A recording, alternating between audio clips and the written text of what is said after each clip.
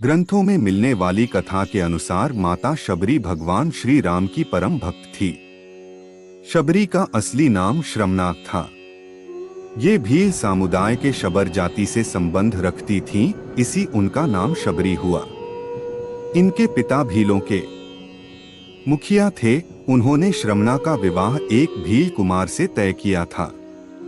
विवाह से पहले परंपरा के अनुसार कई 100 पशुओं को बलि देने के लिए लाया गया, जिन्हें देख श्रमणा का हृदय द्रवित हो उठा कि यह कैसी परंपरा है, जिसके कारण बेजुबान और निर्दोष जानवरों की हत्या की जाती है। इसी कारणवश शबरी अपने विवाह से एक दिन पूर्व भाग गई और दंडकारण्य वन में पहुंच गई। दंडकारण्य में मातंग ऋषि तपस्या किया करते थे। श्रमणा उनकी सेवा करना चाहती थी, परंतु वह भील जाति से थी, जिसके कारण उन्हें लगता था कि उन्हें सेवा करने का अवसर नहीं मिलेगा। लेकिन इसके बाद भी वे चुपचाप प्रातः जल्दी उठकर आश्रम से नदी तक के रास्ते से सारे कंकड़ और कांटों को चुनकर पूरे रास्ते को भलीभांति साफ कर दिया करती थी और रास्ते में फूल बिछा देती। एक दिन जब शबरी यह सब कार्य कर रही थी तो ऋषिश्रेष्ठ ने उन्हें देख लिया। वे शबरी की सेवा भावना से अत्यंत प्रसन्न हुए। उन्होंने अपने आश्रम में शरण दे दी। शबरी वहीं पर रहने लगी। एक दिन जब ऋषि मातंग को लगा कि उनका अंत समय निकट है, तो उन्होंने शबरी से कहा कि वे अपने आश्रम में ही प्रभु श्री राम की प्रतीक्षा करें। वे एक दिन अवश्य ही उनसे मिलने आएंगे।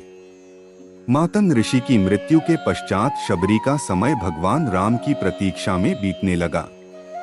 वह अपने आश्रम को एकदम साफ सुथरा रखती थी और प्रतिदिन भगवान राम के लिए मीठे बेर तोड़कर लाती थी। एक भी बेर खट्टा न हो, इसके लिए वह एक एक बेर चखकर तोड़ती थी। ऐसा करते करते कई वर्ष बीतते चले गए। एक दिन शबरी को पता चला कि 2 सुंदर युवक उन्हें खोज रहे हैं। वे समझ गईं कि उनके प्रभु राम आ गए हैं। अब तक उनका शरीर बहुत वृद्ध हो गया था, परंतु अपने प्रभु राम के आने की खबर सुनते ही उसमें चुस्ती आ गई और वो दौड़ती हुई अपने प्रभु राम के पास पहुंची और उन्हें घर लेकर आई और उनके पांव को धोकर बैठाया। इसके बाद उन्होंने अपने तोड़े हुए मीठे बेर राम को दिए। भगवान राम ने बड़े प्रेम से वे बेर खाए और अपनी भक्त शबरी की भक्ति को पूर्ण किया। राम जी ने लक्ष्मण को भी बेर खाने को कहा, लेकिन उन्हें जूठे बेर खाने में संकोच हो रहा था। फिर भी अपने भ्राता श्री राम का मन रखने के लिए उन्होंने बेर उठा तो लिए, लेकिन खाए नहीं है। प्रभु, जिस तरह से आपने माता शबरी पर अपनी कृपा बरसाई, ऐसे ही हमारे वीडियो देखने और चैनल को सब्सक्राइब करने वालों पर अपनी कृपा दृष्टि बनाए रखना।